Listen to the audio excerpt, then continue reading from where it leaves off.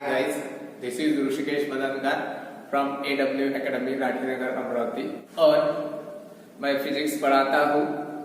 तो जो भी 11 के स्टूडेंट है उनका जो फर्स्ट यूनिट है फिजिक्स का वो मैं स्टार्ट करने वाला हूँ।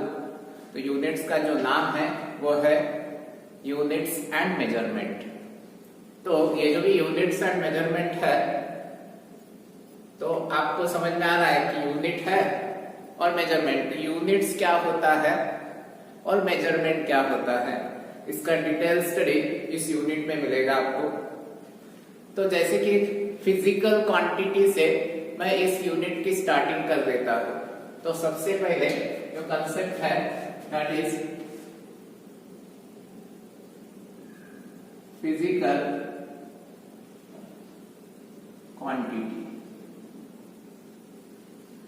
तो इसकी सिंपल डेफिनेशन है the quantity which can be measured it's called as physical quantity. जिस क्वांटिटी को आप मेजर कर सकते हो उस क्वांटिटी को आप कहते हो फिजिकल क्वांटिटी। तो फॉर एग्जांपल जैसे कि मास है तो मास को मेजर कर सकते हो in terms of kg, kilogram, gram, ठीक है। सिमिलरली अगर किसी की हाइट मेजर करना है, किसी की लेंथ मेजर करना है तो आप मेजर करते हो मीटर में। तो length is a physical quantity, height is a physical quantity. अगर किसी बॉडी के ऊपर आप फोर्स अप्लाई करते हो so that body will be in state of motion, तो उस केस में जो भी फोर्स है उस फोर्स को आप मेजर करते हो न्यूटन में, तो इसीलिए force is a physical quantity. At the same time अगर किसी सर्किट को ऑन कर दिया तो उस सर्किट के जो वायर्स रहते हैं उस वायर में करंट फ्लो होता है, तो उस करंट को आप मेजर कर सकते हो इन टर्म्स ऑफ एम्पियर। तो current is a physical quantity. आप दौड़ रहे हो तो दौड़ते वक्त आपकी स्पीड रहेगी तो वेलोसिटी रहेगी, तो जो भी स्पीड या वेलोसिटी है it is also physical quantity. तो फिजिकल क्वांटिटी की डेफिनेशन मैंने कही है जिस क्वांटिटी को आप मेजर कर सकते हो उसको कहते हो फिजिकल क्वांटिटी। इसके दो टाइप्स है। तो फर्स्ट है फंडामेंटल क्वांटिटीज और सेकंड रहती है दैट इज डिराइव्ड क्वांटिटीज। तो फंडामेंटल क्वांटिटीज क्या है और डिराइव्ड क्वांटिटीज क्या है, तो ये देखने के पहले अभी तक 10 तक आपने different type of system of unit पढ़ा होगा। जैसे कि आपने एमकेएस सिस्टम लिया होगा, सीजीएस सिस्टम लिया होगा, एफपीएस सिस्टम लिया होगा और एक एसआई सिस्टम लिया है। तो ये जो भी यूनिट्स है तो यूनिट्स यानी क्या, the reference standard used for the measurement of physical quantity is called as unit. जैसे कि फॉर एग्जांपल मैं कहता हूं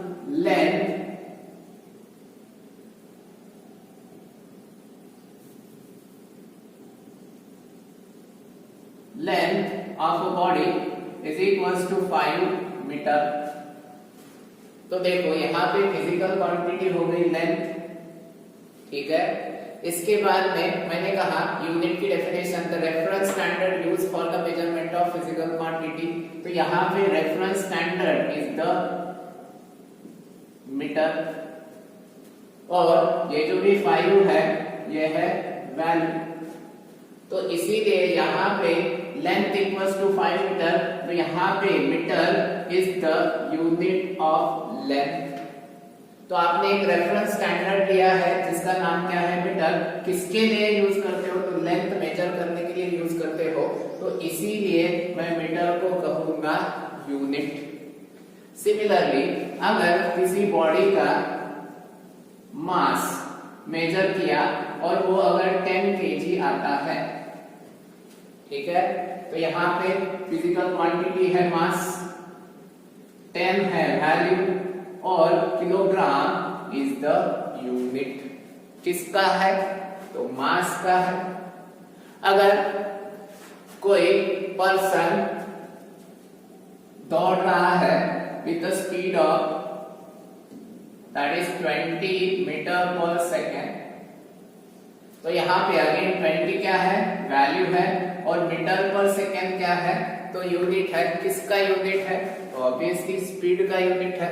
तो speed is a physical quantity, metre per second is a reference standard. तो इस रेफरेंस स्टैंडर्ड को मैं कहता हूँ यूनिट। ठीक है, तो ऐसे बहुत सारे फिजिकल क्वांटिटी है और उनके बहुत सारे यूनिट्स भी अवेलेबल है। तो जैसे कि आपने कहा कि CGS system, that is centimetre, gram और क्या, सेकेंड। तो ये जो भी सिस्टम ऑफ यूनिट है ये कैसे बनाते हो, तो एक गॉस नाम के साइंटिस्ट थे और उन्होंने कहा है कि अगर आपको सिस्टम ऑफ यूनिट बनाना है तो उस सिस्टम ऑफ यूनिट में कम से कम 3 फिजिकल क्वांटिटी आना ही चाहिए। कम से कम 3 फिजिकल क्वांटिटी आना ही चाहिए। जैसे कि फॉर एग्जांपल अगर मैं कहता हूं सीजीएस सिस्टम,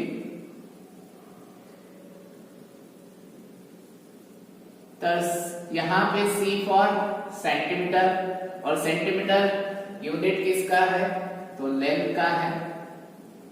जी फॉर ग्राम, और ग्राम किसका यूनिट है, दैट इज मास का है। और एस फॉर सेकेंड, सेकेंड किसका यूनिट है, टाइम। तो सीजीएस सिस्टम में कितनी फिजिकल क्वांटिटीज है, दैट इज 3 फिजिकल क्वांटिटी है। तो इसीलिए गॉस ने कहा था कि कम से कम 3 फिजिकल क्वांटिटी होना चाहिए। 3 से ज्यादा रही तो चलेगा, लेकिन 3 से कम नहीं चलेगा।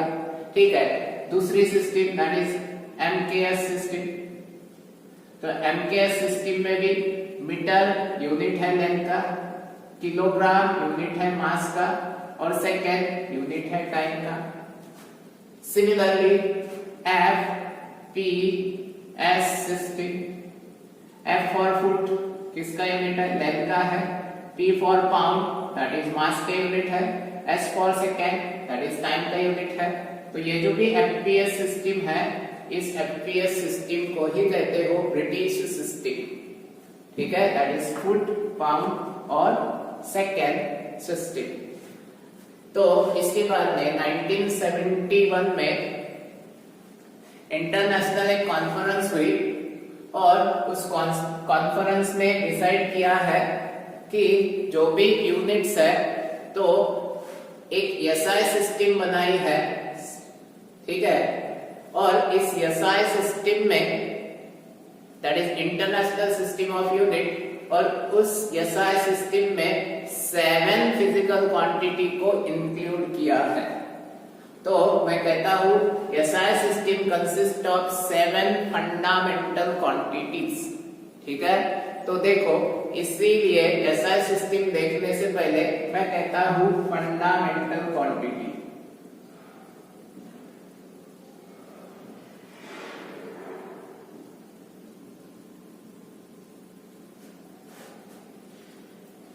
तो फंडामेंटल क्वांटिटी यानी क्या, द फिजिकल क्वांटिटी। अगेन मैं कह रहा हूं the physical quantity which does not depends upon another physical quantity for their measurement.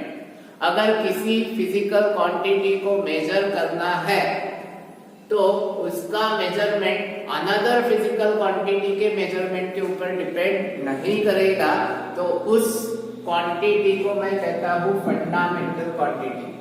जैसे कि एक एग्जांपल देने के बाद में आपको समझ में आ जाएगा।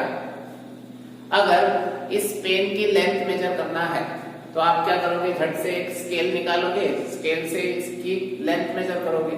तो मेरे को बोलो ये जो भी लेंथ का मेजरमेंट है किसी और फंडामेंटल क्वांटिटी के ऊपर डिपेंड कर रहा है क्या, नहीं। सिमिलरली अगर इसका मास मेजर करना है तो आप क्या करोगे, जो भी पेन रहता है या जो भी इलेक्ट्रॉनिक्स सिस्टम रहती है उसमें क्या करोगे, डाल दोगे और आपको डायरेक्टली डिस्प्ले हो जाएगा मास कितना है। तो मास किसी दूसरी फिजिकल क्वांटिटी के यूनिट के ऊपर नहीं डिपेंड कर रहा है उसके मेजरमेंट के लिए। ठीक है, तो ऐसे 7 फंडामेंटल क्वांटिटीज है कि जो अदर फंडामेंटल क्वांटिटीज के ऊपर उसका मेजरमेंट डिपेंड नहीं करता है, उसको मैं कहता हूं फंडामेंटल क्वांटिटीज। ठीक है, तो इसके एग्जाम्पल क्या है, जैसे कि length, mass, time, temperature, current, luminous intensity and last वाला amount of substance। तो ये 7 फंडामेंटल क्वांटिटीज है जो जिनका मेजरमेंट दूसरे फिजिकल क्वांटिटी के मेजरमेंट के ऊपर डिपेंड नहीं करता है। तो इसकी डेफिनेशन और एग्जांपल आपको एग्जाम में पूछते हैं। जो भी स्टेट बोर्ड की एग्जाम होती है तो उसमें 1 मार्क्स के लिए इसकी डेफिनेशन आती है। इसके बाद में दूसरा टाइप है that is derived quantity. Derived quantity क्या है? The quantity whose measurement depends upon the another physical quantity is called as derived quantity। यानी अगर इस क्वांटिटी को मेजर करना है तो इस क्वांटिटी को मेजर करने के लिए इसका मेजरमेंट दूसरे फिजिकल क्वांटिटी के मेजरमेंट के ऊपर डिपेंड कर रहा है तो उस क्वांटिटी को मैं कहता हूँ डिराइव्ड क्वांटिटी। तो इसका एग्जांपल क्या है? तो जैसे कि देखो, अगर मैं कहता हूं स्पीड, तो स्पीड का बेसिक फॉर्मूला आपको पता है that is distance upon time. तो देखो, अगर मेरे को स्पीड को मेजर करना है तो जैसे कि आपने लेंथ को मेजर किया, कैसे स्केल निकाला और डायरेक्टली मिल गई आपको लेंथ, ठीक है। तो उसी तरह अगर स्पीड को मेजर करना है तो आपको क्या क्या पता होना चाहिए? डिस्टेंस भी पता होना चाहिए, at the same time time भी पता होना चाहिए। अगर इन दोनों में से एक क्वांटिटी पता है, दूसरी क्वांटिटी पता नहीं है, तो आपको स्पीड भी पता नहीं होगी। फॉर एग्जाम्पल, आपको डिस्टेंस पता है, किसी बॉडी ने कितना डिस्टेंस ट्रैवल किया है ये पता है, लेकिन कितने टाइम में ट्रैवल किया ये पता नहीं है, तो आप स्पीड फाइंड नहीं कर सकते हो। सिमिलरली, अगर आपको टाइम पता है, एक बॉडी वन प्लेस से अनदर प्लेस तक गई है और अगर कंसीडर करो 2 सेकेंड में गई है, लेकिन आपको उन इनिशियल और फाइनल पोजीशन के बीच में डिस्टेंस कितना है ये अगर पता नहीं है, तो आप बॉडी की स्पीड फाइंड कर सकते हो क्या? नहीं कर सकते हो। तो इसीलिए यहाँ पे speed is a derived quantity, क्योंकि इसका मेजरमेंट अनदर फिजिकल क्वांटिटी के मेजरमेंट के ऊपर डिपेंड कर रहा है। तो इसीलिए मैं स्पीड को कहता हूँ डिराइव्ड क्वांटिटी। समझ में आया?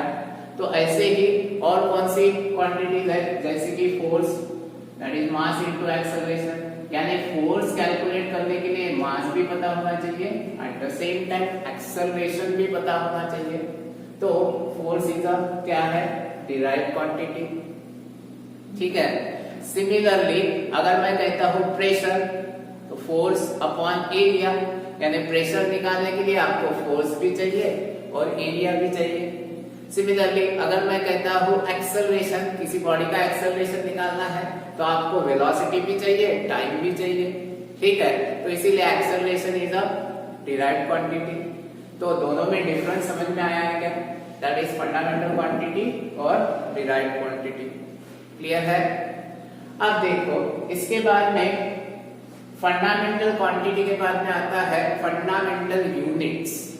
जैसे कि आपको एसआई सिस्टम ऑफ यूनिट देखना है तो उसके लिए पहले फंडामेंटल यूनिट्स क्या है?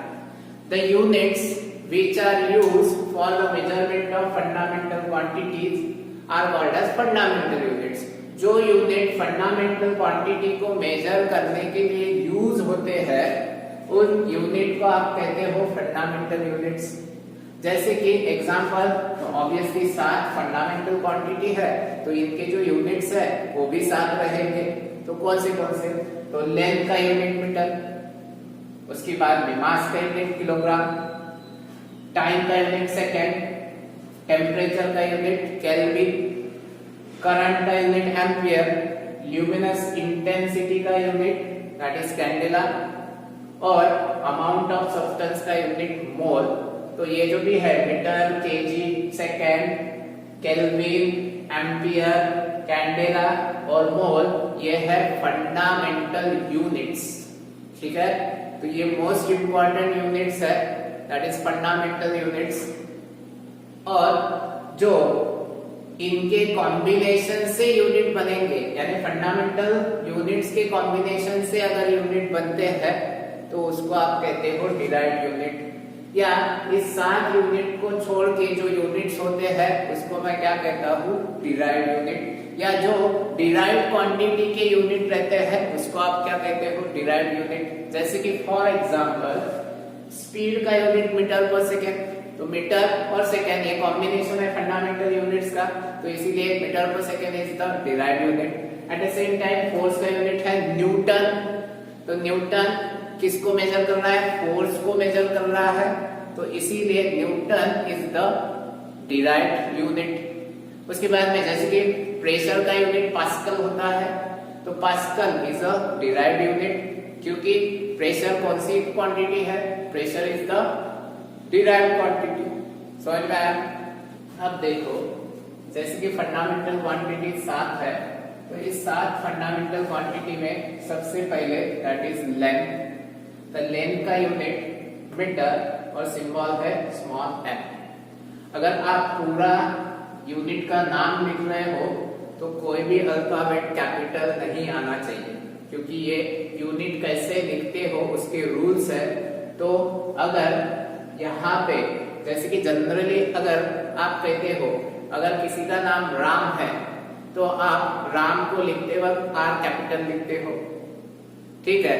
लेकिन अगर किसी फिजिकल क्वांटिटी का यूनिट राम है तो उसको आप RAM सभी अल्फाबेट स्मॉल आएंगे, एक भी कैपिटल नहीं आएगा, या वो नाम रहे तो वो भी, ठीक है।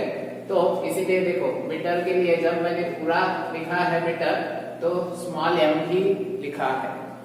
इसके बाद में मास का यूनिट है kilogram, that is small kg। उसके बाद में टाइम का यूनिट सेकेंड, तो s से डिनोट करते हो, सिंबल है उसका s। सिमिलरली टेम्परेचर का यूनिट केल्विन। अब यहाँ पे देखो kelvin is a name of scientist, और जब मैं पूरा स्पेलिंग लिख रहा हूँ तो केल्विन का के क्या है, स्मॉल है। लेकिन यहाँ पे एक बात ध्यान में रखना, अगर यूनिट किसी साइंटिस्ट के नेम के ऊपर है और उस यूनिट का अगर सिंबल लिखना है तो वो सिंबल हमेशा कैपिटल लेटर में ही आएगा। जैसे कि देखो यहाँ पे kelvin is the name of scientist, जब मैंने पूरा केल्विन लिखा है तो ये सब स्मॉल अल्फाबेट में है, लेकिन इसका सिंबल लिखते वक्त ये जो भी के है ये कैपिटल में आना है। इसके बाद में नेक्स्ट यूनिट है दैट इज करंट। करंट का यूनिट है एम्पियर। तो ampere again name of scientist है, लेकिन देखो एम्पियर का जो भी स्पेलिंग है वो सब स्मॉल अल्फाबेट में है, लेकिन सिंबल देखो कैपिटल A, ठीक है। उसके बाद में ल्यूमिनस इंटेंसिटी का यूनिट कैंडेला, सब स्मॉल में है CD। और अमाउंट ऑफ सब्सटेंस का यूनिट है दैट इज मोल, ये भी कैसे है, स्मॉल अल्फाबेट में ही है, ठीक है। तो ये है 7 फंडामेंटल क्वांटिटीज, ये है उनके यूनिट्स और ये है यूनिट्स के सिंबल। तो जैसे कि यहाँ पे बोलो फोर्स का यूनिट है Newton. Newton is the name of scientist, तो अगर न्यूटन नेम ऑफ साइंटिस्ट है तो उसको सिंबल में लिखते वक्त दैट इज कैपिटल N लिखोगे, और अगर आप पूरा नाम लिख रहे हो तो आप लिखोगे स्मॉल में, that is Newton. Similarly joule capital में J अगर सिंबल लिखना है, नहीं तो स्पेलिंग में सभी अल्फाबेट कैसे आएंगे, स्मॉल अल्फाबेट आएंगे, क्योंकि ये रूल्स है यूनिट को लिखने के, ठीक है।